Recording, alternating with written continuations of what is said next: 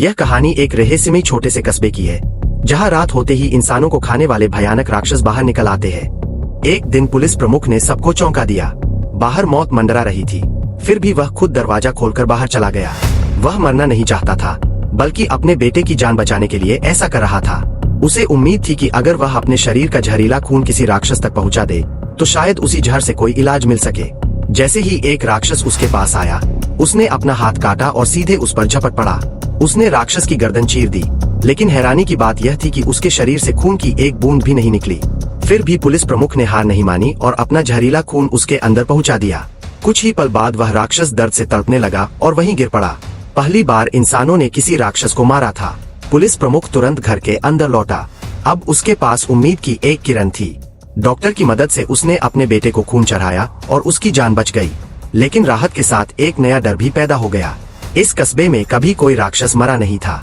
सुबह होने तक वह लाश दरवाजे के बाहर ही पड़ी रही। लोग घबराए हुए थे।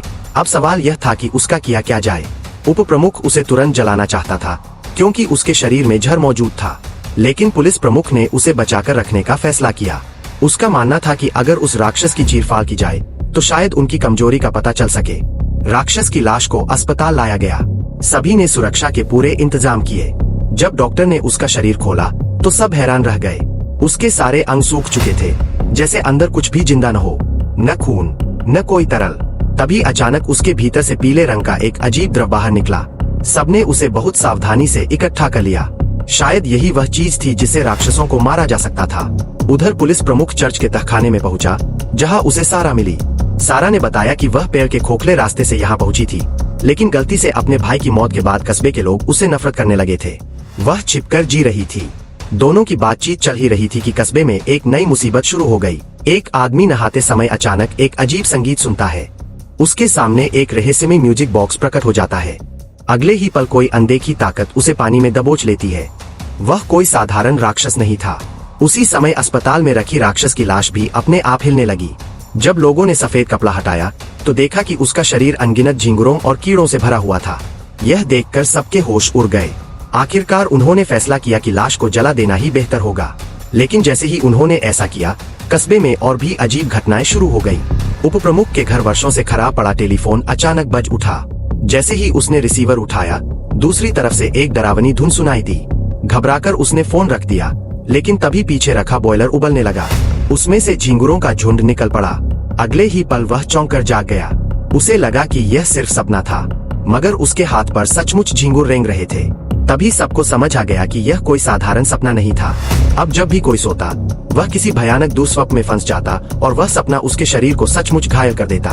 खतरा बढ़ता देख पुलिस प्रमुख ने सबको एक जगह इकट्ठा होने को कहा, ताकि सब एक दूसरे की निगरानी कर सके। मगर इसी बीच जूली अपने पिता की चिंता में घबराने लगी, जो जंगल में फंसे हुए थे। रात गहराने लगी और पुलिस प्रमुख कुछ लोगों के साथ एक पुरानी वैन में रुक गया।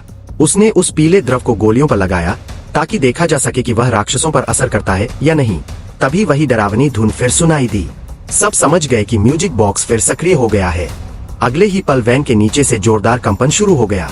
बाहर के राक्षस करीब आने लगे। लोग बुरी तरह घबरा गए। पुलिस प्रमुख ने उन्हें संभालने की कोशिश की, लेकिन हालात बिगड़ते गए और उन्हें जान बचाकर भागना पड़ा। उधर कस्बे में लोग एक एक करके अजीब सपनों में फंसने लगे। जूली भी उन्हीं में से एक थी। उसकी हालत बिगड़ती जा रही थी। उसे बचाने के लिए उसकी माँ टैबिथा ने विक्टर की मदद ली। विक्टर ने बताया कि उसकी माँ भी कभी बच्चों को बचाने के लिए पेड़ के खोखले रास्ते से गई थी और फिर कभी वापस नहीं लौटी। अपनी बेटी को बचाने के लिए टैबिथा ने भी वही रास्ता चुना। जैसे ही वह पेड़ के अंदर गई, वह सीधे जंगल की गहराइयों में पहुंच गई। इधर पुलिस प्रमुख को यकीन था कि इस रहस्य की चाबी उसी पुराने काल कोठरी में छिपी है। वह मशाल लेकर वहां पहुंचा।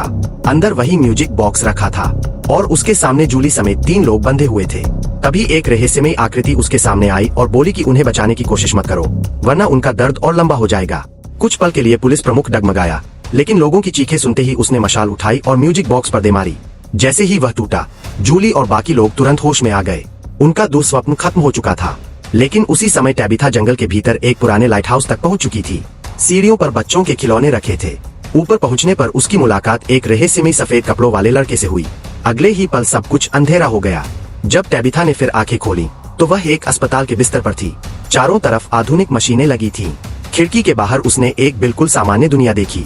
डॉक्टर ने बताया कि वह अब उस भयानक कस्बे से बाहर है। टेबिथा अविश्वास में खिड़की के बाहर देखती रही। क्या वह सचमुच उस डरावनी जगह से निकल आई थी या यह किसी नए रहस्य की शुरुआत थी? अगर आपको वीडियो पसंद आई हो तो लाइक करें, शेयर करें और चैनल को सब्सक्राइब करना मत भूलिए।